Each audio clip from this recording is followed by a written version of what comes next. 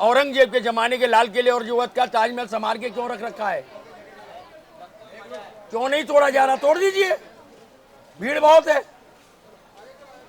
इस ब्रज को संभाल के रखो, ये निधि है, पूरे देश में कहीं देखने को नहीं मिलेगा ब्रज।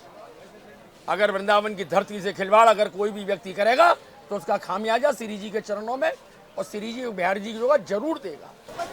मेरे साथ मौजूद हैं नीरज गौतम, व्यापारी मंडल के अध्यक्ष हैं, दुकानदार हैं, तस्वीर बेचते हैं। यहाँ पर एक छोटी सी दुकान है, यहाँ पर बाके बिहारी की जो एसोसिएशन है, कुंज गलियाँ है, कुंज गलियों में के मेन रोड पे ही तस्वीर की दुकान है। नीरज जी, कॉरिडोर को लेकर काफ़ी चर्चाएं में है वृंदावन, क्या कहना चाहते हैं सर?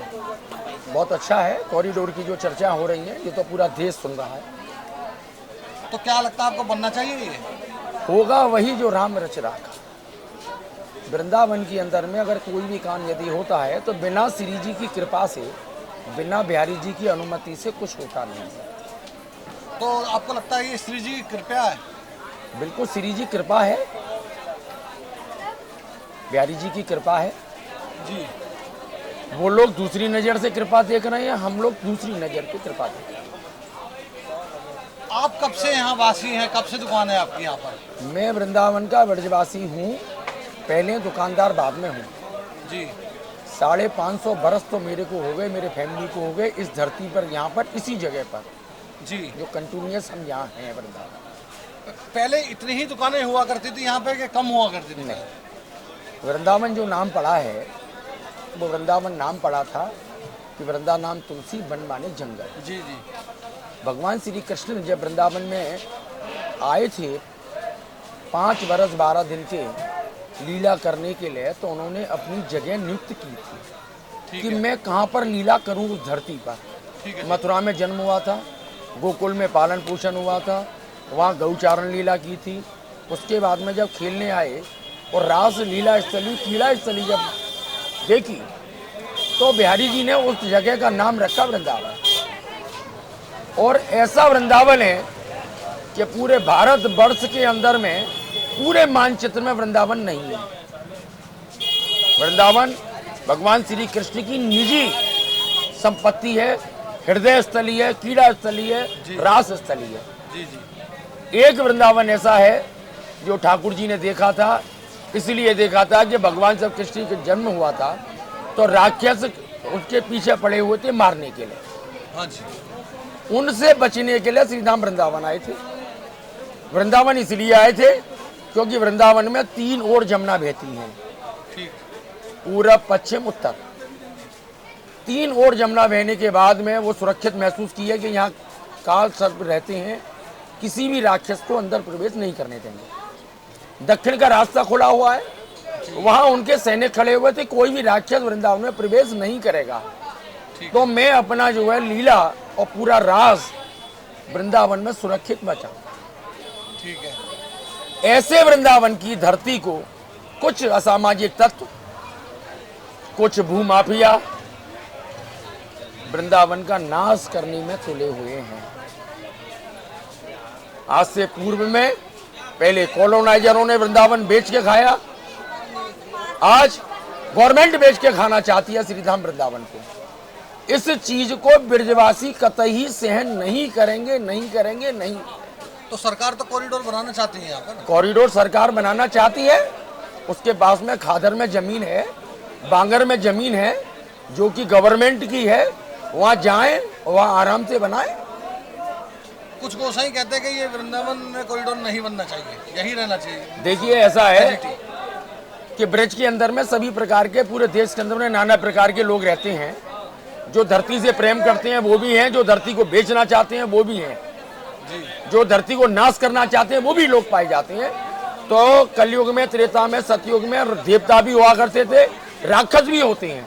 हाँ जी। तो ऐसे लोग यहाँ भी पाए जाते हैं, यहाँ देवता भी बर्दाश्त करते हैं, यहाँ राक्षस भी बहरा देते हैं। जो लोग धरती से प्रेम नहीं करते हैं, वृंदावन की भूमि से प्रेम नहीं करते हैं, वो लोग इस काम को करना चाहते हैं। हम लोग वृंदावन की धरती से, श्री जी से, बिहारी जी से प्रेम करते हैं, इसलिए हम उसका विरोध करते हैं। कुछ गोसाई बाहर से आते हैं, पूजा वो दर्शन कराते हैं, बाहर से बाहर चले जाते हैं, कुछ गोसाई मंदिर के आसपास भी रहते हैं, इसे कैसे देखते हैं? गोस्वामी समाज सब मंदिर के ओर पास ही रहता है। कुछ परिवार बाहर रहते थे जो सर्विस पहले करते थे, ठीक है। वो उस समय करते थे कि जब बिहारी जी के मंदिर में 50 भगत दर्शन करने नहीं आते थे। हाँ जी। उस समय जब कुछ बच्चे वहाँ पढ़े थे तो वो बाहर नौकरी करने चले गए। अब वो रिटायरमेंट होकर सीधा वृंदावन आ गए, ब्रजवासी बन चुकी हैं, भगवान की सेवा करते हैं, बिहारी जी की सेवा करते हैं। ऐसे लोग कॉरिडोर का समर्थन करते हैं क्योंकि उनको बिहारी जी से प्रेम नहीं है।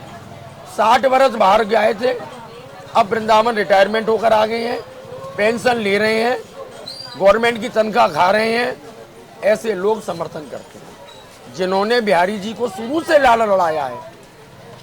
जब 50 व्यक्ति रहते थे, जब आलू की सब्जी और पराठे का भोग लगता था, वो लोग कभी बिहारी जी का कॉरिडोर नहीं चाहते हैं, बिहारी जी अधिग्रहण नहीं चाहते। आज भी पूरा ब्रजवासी एक है।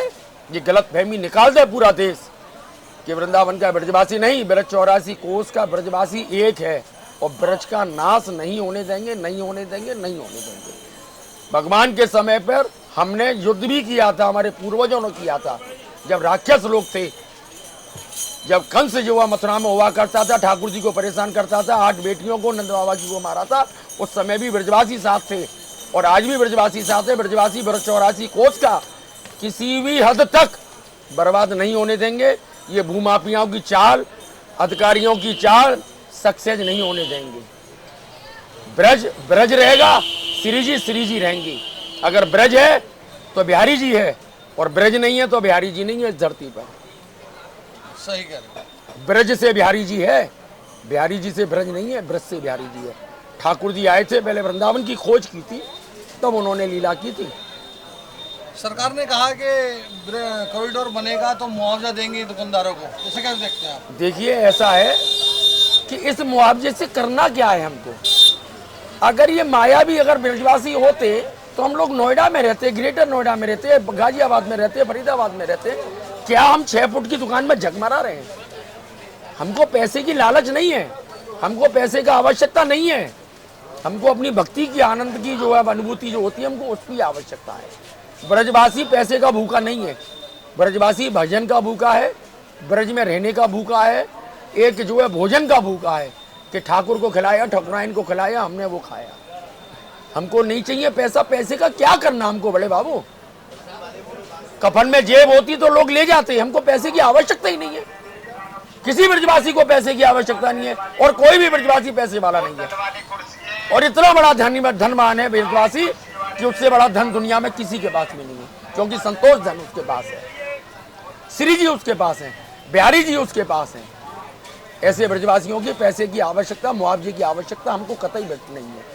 तो आपको लगता नहीं इन कुंज गलियों में लगातार भीड़ बढ़ती जा रही है? और पीछे जन्माष्टमी का हादसा भी हुआ था एक जी, और इसको लेकर कॉरिडोर बने या व्यवस्था, कॉरिडोर के पक्ष में लोग हैं भी। 72 घंटे के अंदर में पूरे इंडिया के अंदर में, उत्तर प्रदेश के अंदर में 72 घंटे के अंदर में कम से कम 350 व्यक्ति मरे हैं।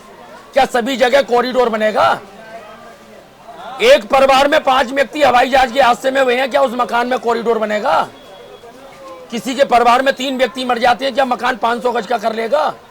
क्या मरने का नतीजा ये है? कौन सा मंदिर नहीं है, कौन सी जगह नहीं है जहाँ भगदड़ नहीं हुई है? अभी IPL में जो है भगदड़ हुई थी, उसमें 150 आदमी मरे हैं। क्या ग्राउंड बड़ा होगा? क्या IPL बंद हो जाएगा? तो कॉरिडोर बनाना सलूशन मरना किसी के हाथ में है? सलूशन नहीं है इसका। क्या ये 420 हवाई जहाज में उड़े थे? क्या मरने के लिए टिकट ली थी उन्होंने कि हम लोग सुरक्षित की नशे नहीं जा रहे हैं? क्या किसी ने मरने की टिकट ली थी? रूपाणी जी को मालूम था कि मैं विदेश जा रहा हूं और मैं मर जाऊंगा? किसी को मालूम है? क्या मरने के बाद में कॉरिडोर एक समस्या है? व्यवस्था की दरकार नहीं है। वृंदावन केवल एक मैनेजमेंट की आवश्यकता है जो शासन और प्रशासन करना नहीं चाहता है। मरने के बाद में कॉरिडोर अगर बनता है तो धरती पे 12 महीने 300 दिन 3000 व्यक्ति रोज मरते हैं। कहां बनाओगे? जमुना जी में डेली व्यक्ति मर रहे हैं, कल भी 2 लाशें मिली हैं। कॉरिडोर बनाओ। मानसी गंगा में हर साल मरता है 50 आदमी, सैकड़ों आदमी। कॉरिडोर बनाओ।